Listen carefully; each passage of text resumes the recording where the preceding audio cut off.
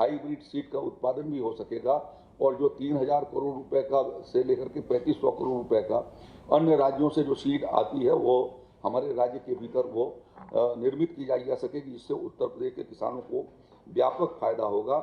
और इससे यदि सीड का जो रिप्लेसमेंट किया जाता है तो लगभग 15 से 20% जो है वो उत्पादन बढ़ता है। इस सीड पार्क के बन जाने से राज्य का जो हमारा उत्पादन है वो लगभग 1.5 गुना के करीब बढ़ाई जा सकेगी। इस नाते योगी जी की सरकार ने किसानों के हित में यह निर्णय किया है कि हम उत्तर प्रदेश में सीड पार्क बनाएंगे और चरणबद्ध तरीके से हम आगे के दिनों में पश्चिमी उत्तर प्रदेश के भीतर मध्य जोन में, फिर तराई जोन के भीतर और बुंदेलखंड में, इस मध्य जोन के भीतर लखनऊ में स्थापित हो रहा है। तो इस प्रकार से पांचों सेक्टर के भीतर और हमारे यहाँ पर कृषि विश्वविद्यालय के पास जहाँ पर जमीन है उन विश्वविद्यालयों के भीतर और या जो हमारे पास सीड के फार्म हैं बड़े, वहाँ पर हम इस सीड पार्क को स्थापित करेंगे और इसका ये 30 साल के लिए सीड उत्पादक कंपनियों को ये लीज के रूप में दी जाएगी। उसको 90 वर्ष तक की अवधि तक उसको बढ़ाया जा सकेगा। इसके माध्यम से 1200 लोगों को प्रत्यक्ष और 3,000 लोगों को अप्रत्यक्ष रोजगार प्राप्त हो सकेंगे। 5 सीड पार्क जब बन जाएंगे तो 6,000 लोगों को प्रत्यक्ष और 15,000 लोगों को रोजगार स्थापित हो सकेगा और इससे प्रदेश के भीतर गुणवत्तापूर्ण बीज उत्पादन करने में हमारा प्रदेश आत्मनिर्भर होगा और साथ साथ में जो सीड रिप्लेसमेंट रेट है वो उससे बढ़ाई जा सकेगी। तो यह एक महत्वपूर्ण फैसला आज किसानों के पक्ष में सरकार ने किया है। बहुत बहुत धन्यवाद शाही जी। अब मैं आदरणीय श्री A.K. शर्मा जी से अनुरोध करेंगे कि आज के देखिए इसकी प्रक्रिया शुरू हो गई है और 2 वर्ष के भीतर मैं अनुमान करता हूँ अब जमीन के आवंटन के काम प्रारंभ होंगे। तो वो बीड लेवल पर जो मैक्सिमम रेट उसको देंगे तो उनको उसका आवंटन होगा। 36 कंपनियों ने इसके भीतर रुचि जाहिर किया था। जब हम लोगों ने उसके लिए उनसे आशय पत्र मांगे थे तो 36 कंपनियों ने उसमें किया, जिसके भीतर देश के बड़ी बड़ी कंपनियों ने भी, जिसके मोजीवीडू है, वायर हैं, वाइनर हैं, ऐसे लोगों ने भी आवेदन पत्र दिया है, अपनी अभिरुचि दिखाई उत्तर प्रदेश के भीतर। धन्यवाद। धन्यवाद सर। नगर विकास विभाग के 2 प्रस्ताव आज माननीय मंत्रिपरिषद ने माननीय मुख्यमंत्री जी की अध्यक्षता में स्वीकृति दिया है। दोनों ही प्रस्ताव Atal mission for rejuvenation and urban transformation अर्थात अमृत जो योजना है हमारी, इससे संबंधित है दोनों ही प्रस्ताव। ये योजना भारत सरकार ने 2016 से शुरू किया था। उन्हीं के समर्थन से फंडिंग उनकी भी आंशिक है, उनके समर्थन से ये योजना चलती है और विशेष रूप से जलापूर्ति, सीवरेज, पार्क निर्माण और ग्रीन स्पेस की परियोजनाओं, पेयजल सहित ये योजना लागू पड़ती है नगरीय निकायों में। अमृत एक योजना में कुल 328 कार्य लिए गए थे 60 निकायों में, जिनमें से 307 पूरे हो चुके हैं, 21 गतिशील हैं।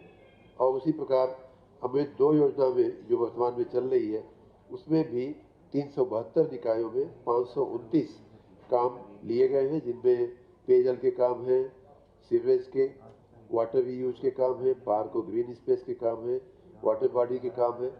एक अनुभव ये आया कि जो फंडिंग पैटर्न है जो इस योजना का, उसमें 2024 के पहले 30% निकायों 10 लाख से ऊपर वाले निकायों को अर्थात बड़े निकायों को देना होता था और 20% 1 लाख से 10 लाख तक के निकायों को देना होता था। पिछली साल 2024 में लगभग 1 साल पहले 26 जून 2024 को माननीय मंत्रिपरिषद की माननीय मुख्यमंत्री जी की मंजूरी से, माननीय वित्त मंत्री जी के पास से हम लोगों ने प्रस्ताव रखा था कि ये 30% ज़्यादा होता है, उसको घटा करके 15%, 10% और 10% कर दिया जाए।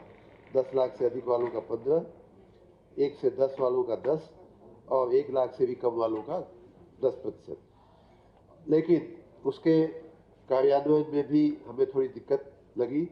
आपकी जानकारी के लिए जो निकाय हैं हमारे, उनमें टैक्स वसूलने की प्रक्रिया को हमने आगे बढ़ाया है और लगभग पिछले सालों में आपकी जानकारी के लिए 3 गुना टैक्स और उनकी आमदनी बढ़ाने का कार्य किया गया। फिर भी हमारी मंशा थी कि निकायों के ऊपर जो वित्तीय भार पड़ रहा है, अमृत योजना जन उपयोगी योजना है, लोगों की डे टू डे आवश्यकताओं से जुड़ी हुई योजना है, पेयजल, सीवेज, पार्क और ग्रीन स्पेस जैसी चीज़ों की, आवश्यक चीज़ों की।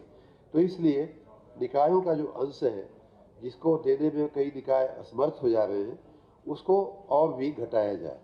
तो आज का हमारा प्रस्ताव था कि जो अभी वर्तमान में जिसको हमने 15% रखा है, 10 लाख से अधिक के निकायों वाला, उसको 8% कर दिया जाए। जो अभी वर्तमान में 10% निकायांश है 10 लाख तक के नगर निकायों का, उसको घटा करके 4% कर दिया जाए। और 1 लाख से कम जो जनसंख्या वाले निकाय हैं, जिनका अभी तक 10% था, उनका 2% कर दिया जाए। इस प्रस्ताव को माननीय मंत्रिपरिषद ने मंजूरी दिया है। 8-4-2 पहले 15 था, उसको 8 किया गया है 10 लाख से अधिक वालों का। जो 10 था वो 4 किया गया है 10 लाख तक की जनसंख्या वाले नगर निकायों का। और 1 लाख से 10 का जो 10 था उसको 2 किया गया है। तो 8-4-2 होगा। अब उसी से जुड़ा हुआ एक प्रस्ताव ये भी था हमारा दूसरा प्रस्ताव। और इस ये जो हम लोगों ने व्यवस्था की है, उससे लगभग 1400-1500 करोड़ रुपए का अतिरिक्त बोझ राज्य सरकार पे आएगा। लेकिन निकायों को बहुत बड़ी राहत हो जाएगी। वो निकाय भी इस योजना का लाभ ले सकेंगे जिनके पास वित्तीय संसाधनों की थोड़ी कमी रहती है। उसी से जुड़ा हुआ एक अलग प्रस्ताव ये था कि अमृत 1 में, जैसा कि मैंने बताया कि 328 योजनाएं कार्यान्वित हो चुकी हैं, उसमें हमारे जो निकाय थे जिन्होंने इसका लाभ लिया था, 60 निकाय थे। उसमें उन लोगों को जो उनका निकायांश था वो देने में दिक्कत आ रही है। तो उसको हम लोगों ने कहा है कि इसका जो राज्य का जो वित्त आयोग का जो पैसा होता है, 89.81 करोड़, लगभग 90 करोड़ रुपए की धनराशि एक तरह से उनको माफ़ की जा रही है। और वो धनराशि जो है हम लोग वित्त आयोग की जो लमसम रकम आती है उसमें से कटौती करके उसका हम लोग समायोजन कर लेंगे। और तो ये इन दोनों प्रस्तावों से, एक तो हम आगे के लिए निकाय का अंश जो है, निकाय का योगदान घटा रहे हैं और लगभग आधा से भी कम कर रहे हैं। और दूसरा कि अमृत 1 योजना के जो भी एरियर था निकायों पर लगभग 90 करोड़ रुपए का, उसे एक तरह से हम माफ़ करने का प्रस्ताव लेकर के मंत्रिपरिषद में गए थे, जिसे माननीय मंत्रिपरिषद ने मंजूरी दिया।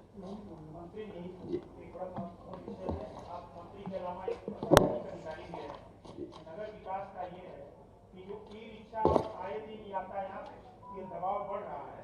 अगर कोई मरीज भी है तो रास्ते में मर जा रहा है, वो अस्पताल तक नहीं जा पा रहा है। और ये बहुत गंभीर विषय है। ये 75 जिला में है। आप राजधानी से आए दिन आते जाते रहने, लेकिन इस पर कोई ठोस योजना नहीं बन पा रही है।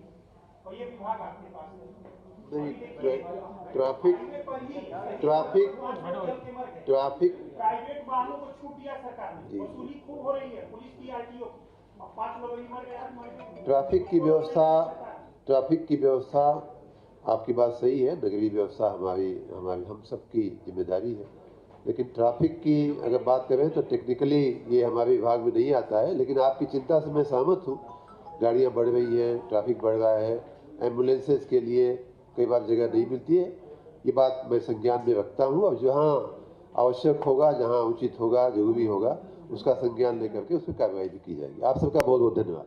बहुत बहुत धन्यवाद। माननीय श्री धर्मपाल जी, आप अपने प्रस्ताव को धन्यवाद। माननीय उत्तर प्रदेश दुग्धशाला विकास एवं दुग्ध उत्पादक प्रोत्साहन नीति 2022 में 2000 संशोधन का प्रस्ताव मंत्रिपरिषद के समक्ष ले गए, जिसे मंजूरी मिल गई है।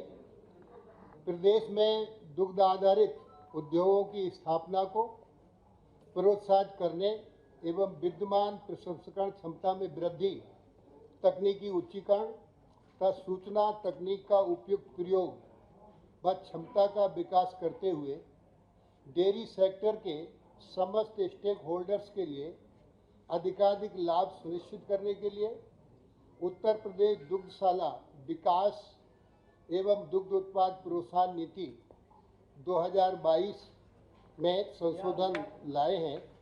इसमें प्रदेश में निवेश को प्रोत्साहन मिलेगा और छोटे निवेशक भी आएंगे। $1 ट्रिलियन इकोनॉमी में इसमें वृद्धि होगी। अभी तक खाद्य प्रसंस्करण में 35% का अनुदान था, छूट थी 5 करोड़ तक। हमारे यहाँ 10% का अधिकतम अनुदान था, 5% हम ब्याज लेते थे, उसमें अनुदान देते थे। अब इसको बढ़ाकर ख़त्म करके 35% ही कर दिया है। 5 करोड़ का अनुदान पहले देते थे, ब्याज उपादान वगैरह, अब इसको हम 5 करोड़ ही देंगे। तो नवीन दुग्ध प्रसंस्करण इकाई स्थापना में ये सब बदल कर 10% की जगह पूरा पूंजीगत अनुदान 35% करते हुए 5 करोड़ तक की सुविधा देंगे, जो पहले भी थी। इससे ये लाभ होगा कि छोटे निवेशक जो 20 करोड़ तक के थे वो तो हमारे पास रह जाते थे, और ऊपर के निवेशक दुग्ध प्रसंस्करण में खाद्य प्रसंस्करण के अंदर चले जाते थे। अब हमारे दुग्ध